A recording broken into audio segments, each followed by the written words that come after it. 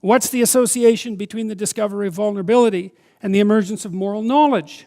It's something like, as far as I can tell, that you actually don't know how to be evil or to be good until you're actually aware consciously of your own vulnerability, because the essence of evil is the exploitation of vulnerability, perhaps for the sake of that exploitation.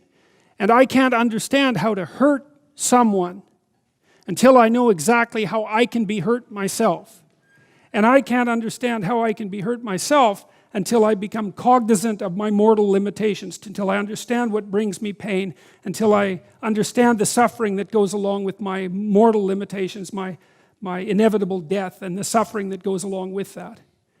And with the accrual of the knowledge of mortality and good and evil, Adam and Eve are cast out of paradise and history begins. And that seems right to me, because I don't think that history did begin before human beings became self-conscious. So there's something about that that's right. Because history doesn't really begin until people become aware of the future. History doesn't really begin until people work and start to build, right? We would still be ensconced in essentially an animal existence until we're aware of the future and start to buttress ourselves against it. Start to wear clothing, start to build buildings, start to make cities, all in consequence of having become aware of the fact that we're fragile and that the future is a dangerous place. So that seems to me to be existentially correct. And then we have the story of Cain and Abel, brilliantly placed immediately afterwards. And so those are the first two people in history, essentially. And they make sacrifices, so that goes along with the idea of the discovery of work, the necessity of work, and the discovery of the future. And then exactly what you'd expect would happen. One segment of mankind, let's say, makes the sacrifices properly and prevails, and the other segment makes the sacrifices improperly and fails.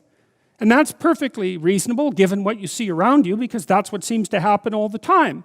And then more interestingly, I would say the sacrificial failure produces embitterment, right? And that embitterment produces a hatred for being and a desire for revenge. And that seems perfectly appropriate. When I look at people who are bitter and who want revenge, it's generally because their sacrificial efforts have failed. Now, I'm loath to say that that's a matter of their own doing, although sometimes it clearly is. The embittered and vengeful complain to God and blame Him for the structure of existence. You know, I read about the Columbine massacre and the kids who undertook it. That'll make your hair stand on end if you want to read something that will really disturb you. Reading Eric Harris's writings will really disturb you. No matter how much you know about human beings, reading Eric Harris's writings will disturb you. And Harris is Cain, you know. He says it straightforwardly. He hates human beings. He hates being itself. He would destroy everything if it was within his power to do that. And of course, him and his colleague were motivated to produce far more carnage than they managed that day. What was successful was only a fraction of what they had planned. And Harris said very straightforwardly that he had set himself up as the judge of being and that it lacked all utility in his eyes. Human beings, certainly, should all be removed from the face of existence because of their pathology and the fundamental horrors of being itself. So there's nothing in the Cain and Abel story that isn't real. It's real, and Cain complains to God, as people will when their dreams are dashed. And that goes for people who don't believe in God too. It doesn't really matter, you know. It's harder, I suppose, if you're atheistic to figure out who to blame. But that doesn't mean that the sentiment, well, it doesn't mean that the sentiment is any different, right? The same drama is being enacted.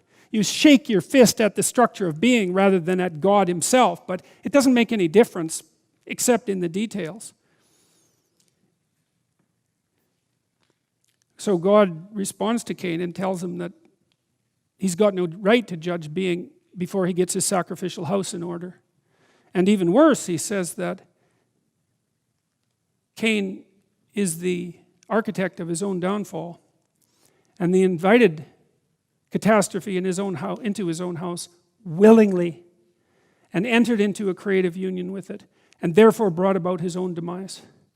And it's that additional self-knowledge, and you can imagine too, imagine that you're facing your life, you're facing the failures of your life, and let's say that you've had a failed life.